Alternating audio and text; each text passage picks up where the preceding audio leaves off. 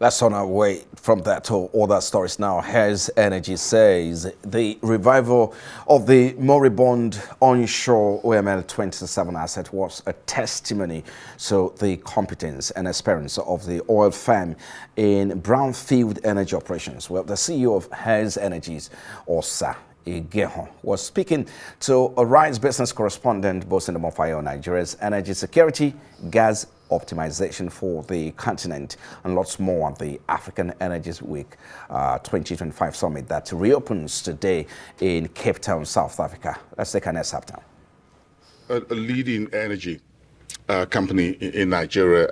I kept wondering each time I read the news about why you decided to go into OML 17 in Nigeria. Everybody thought that was a black asset, as it were. And how did you manage to turn it around so quickly? What were the strategies? Yeah, we talk about this story today.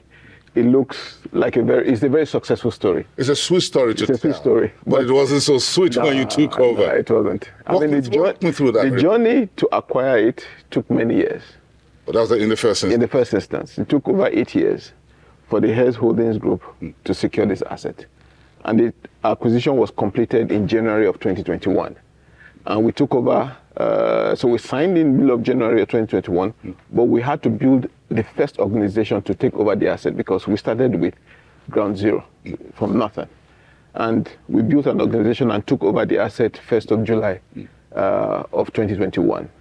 And at that time, it was producing less than 25,000 barrels and less than 50 million scopes of gas per day. Wow. And a lot of the crude was being stolen.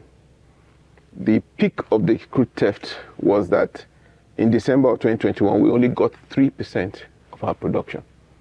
But when you ratchet that story forward today, we have doubled oil production sustainably, over 50,000 barrels.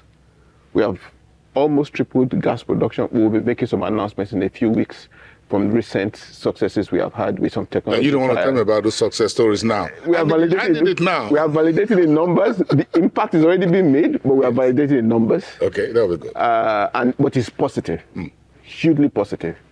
And the theft situation, which was at the end of 2021 of 3%, today we get 100% of our production to the terminal.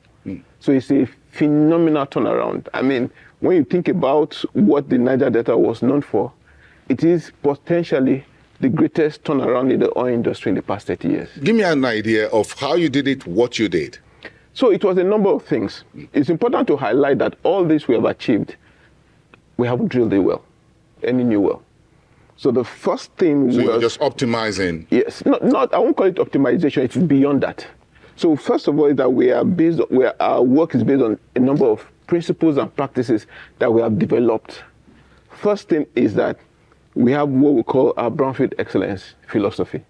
And what that philosophy says is that if there's an existing investment or an existing facility or an existing well, we have to make sure we maximize the potential of that asset existing before we make any investment. It is advantageous in many ways. Both financially, financial outlay is lower, your returns are higher, and even the environmental impact is minimized. And so that's what has underpinned a lot of what we've done. So when you look at that space, when we took over the asset, 30 of the existing wells were producing. Today, we have over 100 of the producing wells producing. And we had to reactivate a lot of the wells. It was not just optimization. A lot of them were in very bad shape.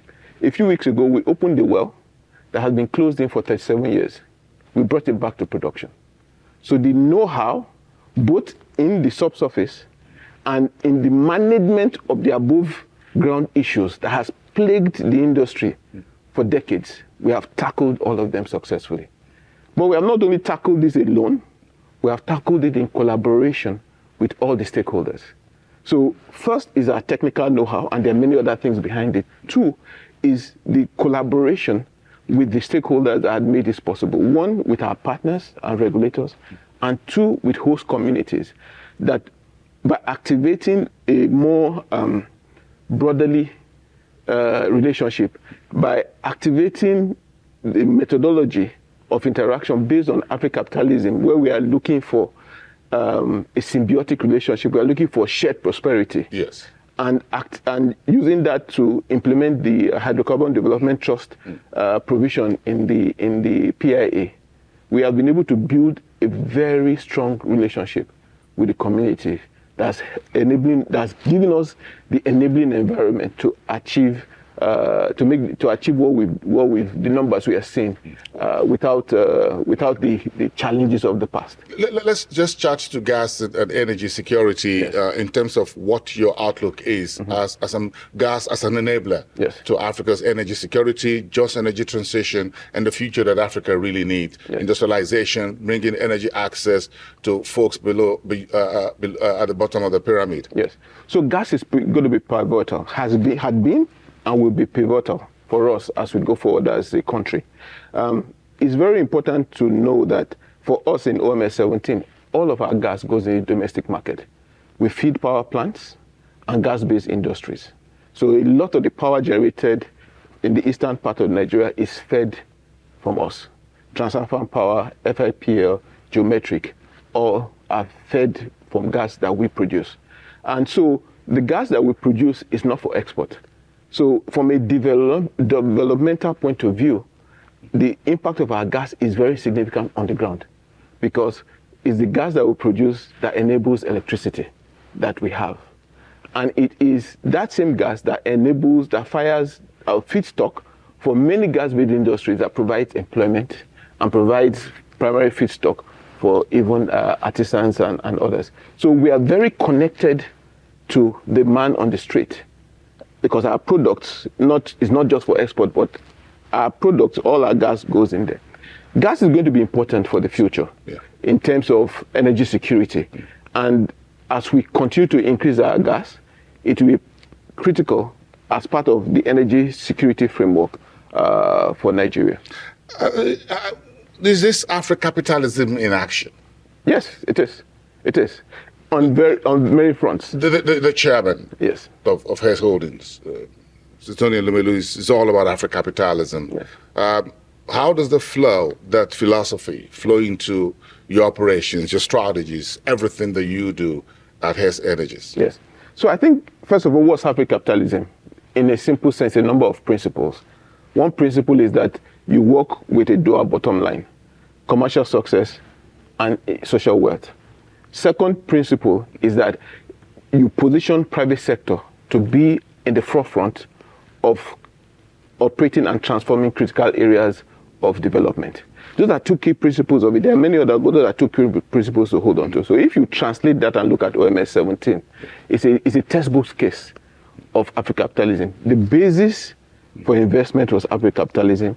In its operation, Africapitalism plays a lot of ways, and you see the results. So if I just take one element of it, the community element, today, as a result of our operations and our interactions with community, we have given out over 300 scholarships.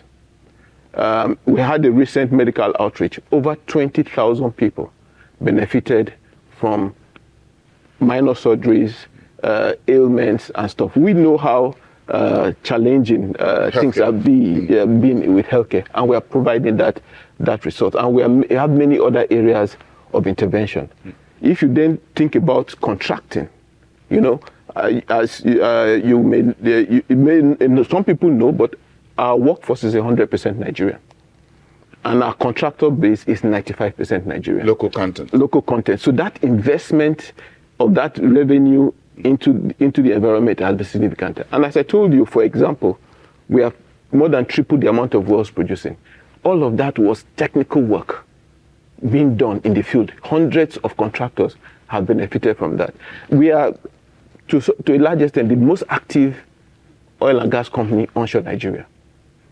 And you go to Port Harcourt, the evidence is there. I mean, you go to regulators, the amount of proposals that we are requiring approval is there.